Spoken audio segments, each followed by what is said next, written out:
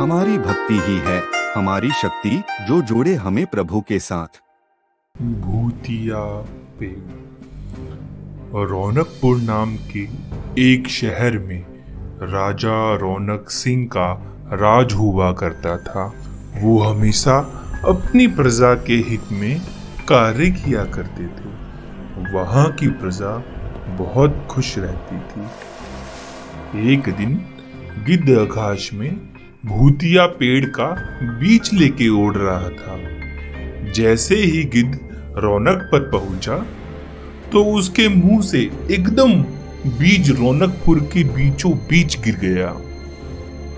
बीज भूतिया था, इसलिए अगले ही दिन वो पौधा बन गया।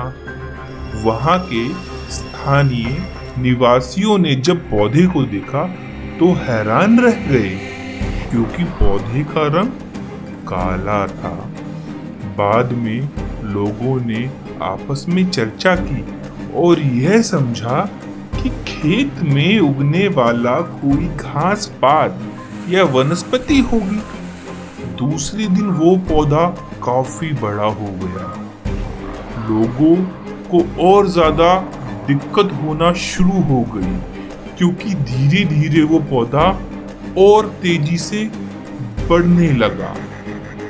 तीसरा दिन तो वो पेड़ ही बन गया। समय बीता और लोग भी तेजी से बढ़ने वाले पौधे के बारे में सोच सोच कर परेशान रहने लगे। वो इस मामले में राजा के पास गए। ऐसे जादुई पौधे का पता चलते ही राजा ने तुरंत जगह पर पहुंचा, और राजा को जैसे ही पता चला कि काले रंग का पौधा 3 दिन में पेड़ बन गया, वो भी विश्वास नहीं मान पाया और हैरान हो गया। राजा उस पेड़ के पास चौथे दिन पहुंचा, जब तक पेड़ और बड़ा हो चुका था। वह उतनी तेजी से फैल रहा था कि समझ नहीं आ रहा था। राजा समझ गए कि रंग काला, इसमें जरूर कुछ जादू, टोना, टोटका या कुछ ऊपरी चक्कर हो सकता है। इसी सोच के साथ राजा ने घोषणा कर दी, जो भी इस पेड़ को खत्म करेगा उसे वह इनाम के तौर पर 1000 सोने के सिक्के देगा।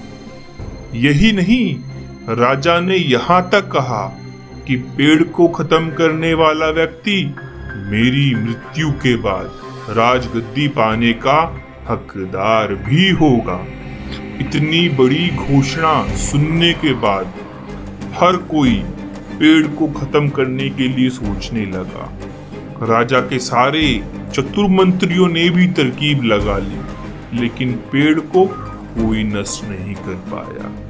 किसी ने पेड़ के आसपास आग लगवाई। एक मंत्री ने तो भूतिया पेड़ को हाथियों तक से खिंचवाया, लेकिन पेड़ का कुछ नहीं बिगड़ा। अब लोगों के मन में डर बैठ गया और उन्हें लगा पक्का ये ऐसा वैसा पेड़ नहीं बल्कि एक भूतिया पेड़ है।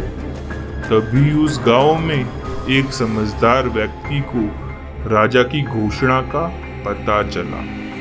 जानकारी मिलते ही वह अपने गुरु के पास भूतिया पेड़ से जुड़े रहस्य को जानने के लिए पहुंच गया।